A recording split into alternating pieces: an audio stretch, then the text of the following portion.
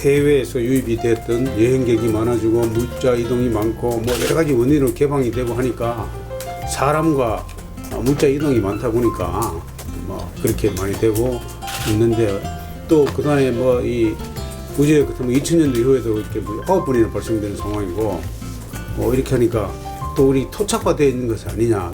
어쨌든 여러 가지 이유로 가축 질병이 자주 발생할 수 있는 여건이 되어 있어요. 그래서 그러면은 이게 연례 형사가 돼서는 되겠느냐. 이게 돈이 수천억씩 들어간다 이거죠.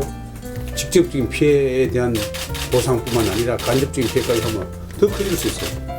그다음 국민들 불편, 차량 이동 제한하고 뭐 여러 가지 이 산업의 피해도 있고 하니까 이것에 대한 근본적인 질병 개선 대책을 내야 되겠다 해서 제가 지금 여러 가지로 외국 사례도 조사해놓고 또 우리 내부적으로 뭐 준비도 하고, 근데 이 가운데서 보면은 법령 개정사항도 많이 있어요. 근데 이것은 기본적으로 사육 농장 단위에서 농가 단위에서 1차적으로 방역을 강화하는 방안에서 출발합니다.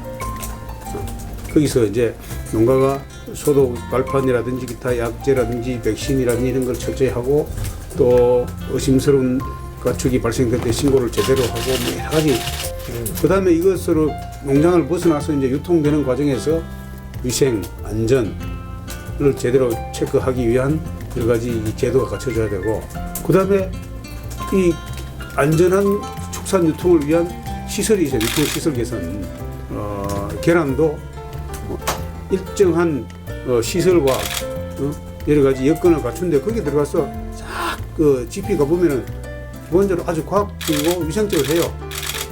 계란이 쭉 들어와서 세척을 하고 건조를 하고 뭐 이렇게 아주 위생적인 처리를 쭉 하게 돼 있어요. 그렇게 거쳐 나가면은 안전하다 일단. 그 다음에 유통 과정을 추적을 할 수 있잖아요. 그렇죠. 어디에서 와서 어느 농가에서 와서 어디로 간다는 걸 쭉 볼 수도 있고. 그래서 사육 환경 개선 많이 이야기가 나오잖아요. 네. 복지형 축사, 뭐 친환경적인 축사. 어쨌든 사육 환경을 좀 가축이 이 복지 수준까지는 안 가더라도 면역력을 강화할 수 있고 질병에 대한 저항력을 기를 수 있는 수준으로 좀 만들어놔. 지금 꼼짝도 못하게 해놓고 들어갔다 나오는 구조를 해서는 안 된다. 그 다음에 질병이 일단 발생됐다고 하면은 우리가 어떤 체제로 할 것인가. 현장에서 이렇게 방역대를 만들고 살처분하고 메모하고, 그 다음에 2단계 조치를 어떻게 하고 유통을 제한하고 하는 이런 것들까지 포함한 전체적으로 방역 시스템을 좀 고쳐야 되겠다. 이 시스템을 고치는 데는 보면은 현장 인력이 일단 제일 중요하고, 근데 전국에 시군 170개 넘는 데가 없어요. 70개 군이 방역 담당자가 없다. 방역 담당자가 있어 가보니까 이 사람이 다른 축산 행정에 막 큰 일도 많고 해서 방역에 전념할 수 없는 구조가 되어 있더라. 그래서 뭐 그런 것에 대한 개선도 있어야 되고, 그 다음에 중앙의 지원체도 마찬가지예요. 중앙도 수의 방역국을 할까, 방역 수의국을 할까, 어쨌든 국단위 체제가 좀 있어야 되겠다. 검역본부가 있긴 있어요. 네. 김천에 있어도 그것은 질병에 대한 연구, AI에 대한 뭐 어떤 대치, 무슨 소독제 문제나 뭐 이런 거 전반적으로 그런 것들 한 연구 중심적인 기능이에요. 이게 딱 발생했을 때는 방역 행정이잖아요.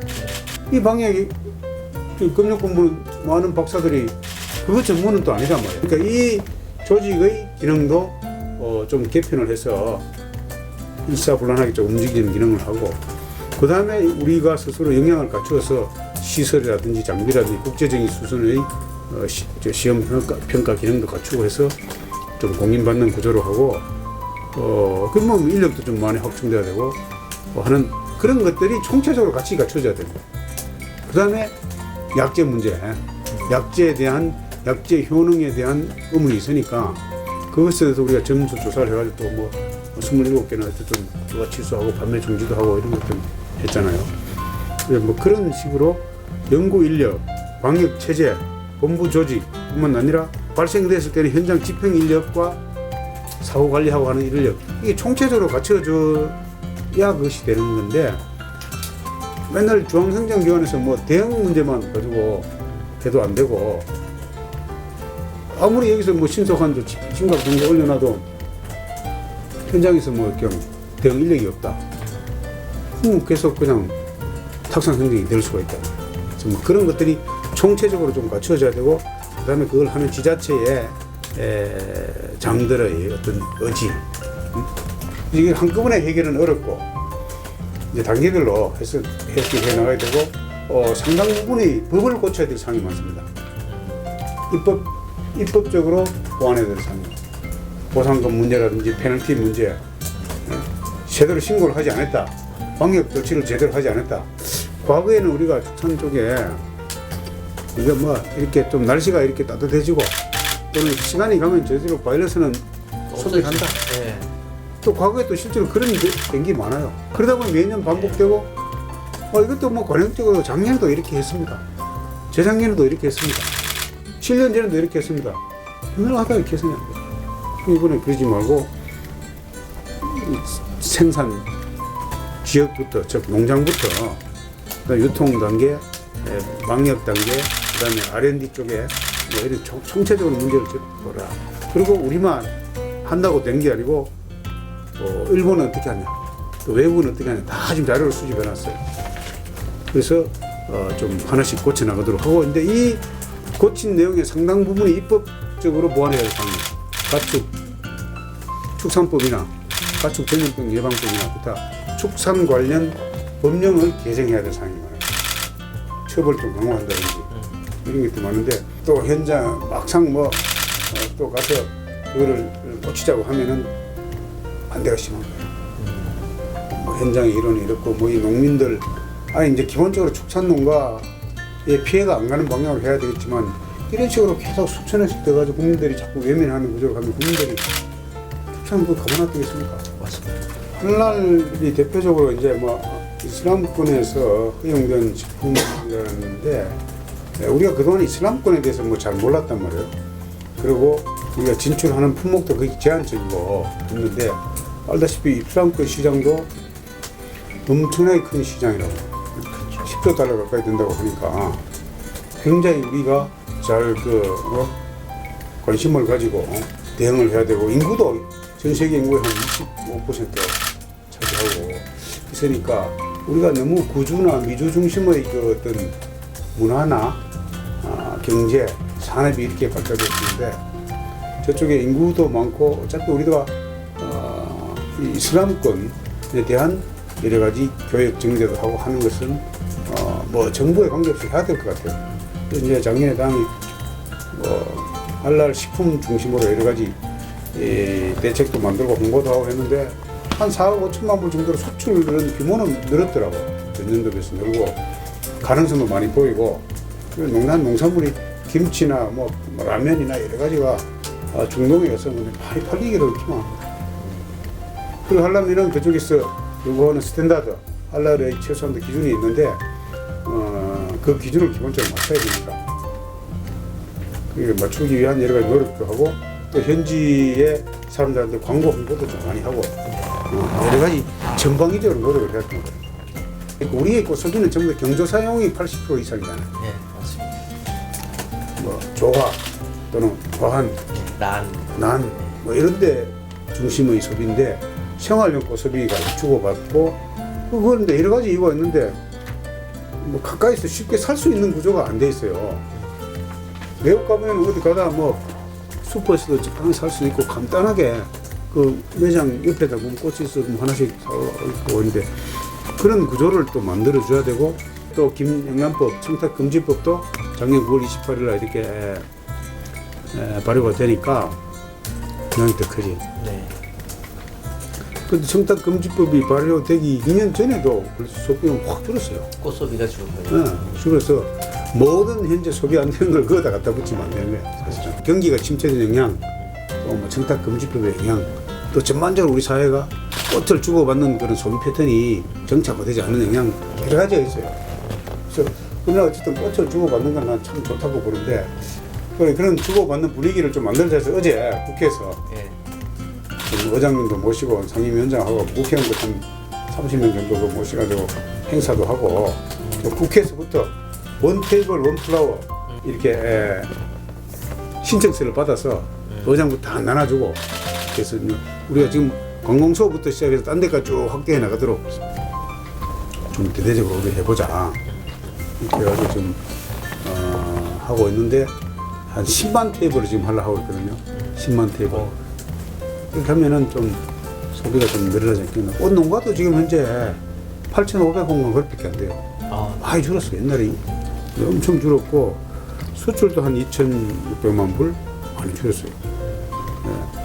어쨌든 꽃 산업이 나는 이걸 사실은 꽃을 주고받는 거를 청탁의 대상으로 넣는 것 자체가 좀 하나는 문제가 있다고 보고 그거를 뭐 어떻게 뭐 국회에서 법으로 만들어서 넣어놨으니까 이거를 그 우리 농업 분야에서 난 그거 빼달라 했죠.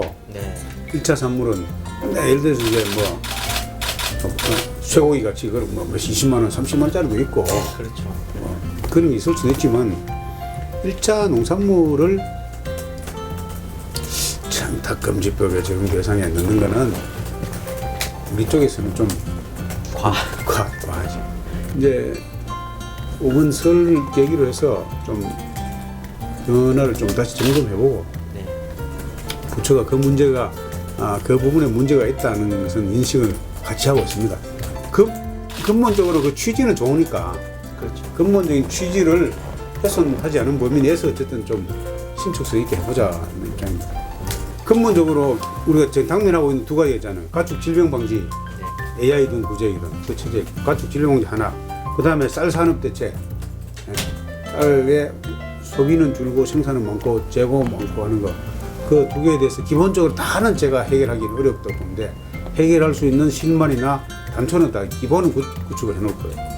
관련 법령도 고치고 여러 가지 제도 개선해서 그 두 개를 기본적으로 하고 나머지는 우리 농업이 이제 앞으로 미래 여러 가지 변화에 대비해서 수출 산업으로 만들어 나가야 되고 4차 산업혁명 시대에 대비해서 생명공학이라든지 정보, IT, BT, NT 이런 것들이 좀 융합해서 농업도 고부가치 산업으로 가는 이게 맨날 소, 돼지 키우고 벼농사 짓고 감자농사 짓고 하는 그런 산업만은 아니다.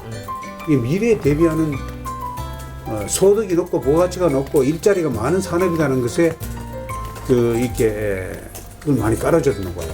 4차 산업혁명 시대도 실제로 우리가 선진국에 보면은 농업이 미래를 여는 열쇠다. 농업이 그야말로 고부가치 있으면 그것을 먹는 농업만을 말하는 게 아니에요. 농산물을 이용해서 여러 가지 성분, 신소재, 의약품 소재, 기능성 소재 하나 뽑아내잖아요. 뭐 천연 염료 소재. 지금 대부분의 이 새로운 질병이나 바이러스 퇴치라든지 이런 건 전부 다 농작물에서 나오는 거다 이게. 그래서 그런 산업으로도 농작물을 키워놔야지. 농업을 할 때 맨날 지금 쌀도 남아 돌아가고 밥도 많이 안 먹는데 뭐 그렇게 쌀이 중요하냐. 그렇게 주장하는 사람도 많거든요.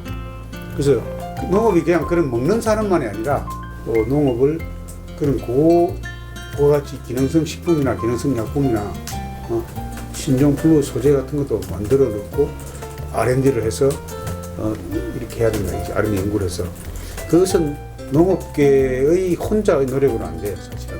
그래서 난 늘 그래서 융복학이 필요한 거다. 약학, 의학, 한의학, 그다음에 첨단과학, IT, BT 전문가들 그렇게 모아서 농작물을 가지고 맨날 먹는 것만 생각하지 말고 다른 거로 신소재를 뽑아내고 그걸 고부가치화 해야 된다. 앞으로 지금 인류는 바이러스 때문에 다 죽는다 하거든요. 그래서 우리가 이런 것에 대한 질병 문제에 잘 대응을 해야 된다. 이게 그냥 날씨가 따뜻해지면 이게 없어진다. 그런 단순한 그런 판단을 해가지고 쉽게 해서가 되고 이거는 어떤 거는 방향 잡아주고 또 어떤 거는 이렇게 실질적으로 이렇게 좀 할 수 있도록 지원 체계도 갖춰주고 뭐 여러 가지 또 장관으로서 해야 될 역할이 따로 있고 실무적으로 여러 가지 또 해야 될 도 있고 정책의 일관성을 가지고 또 가는 게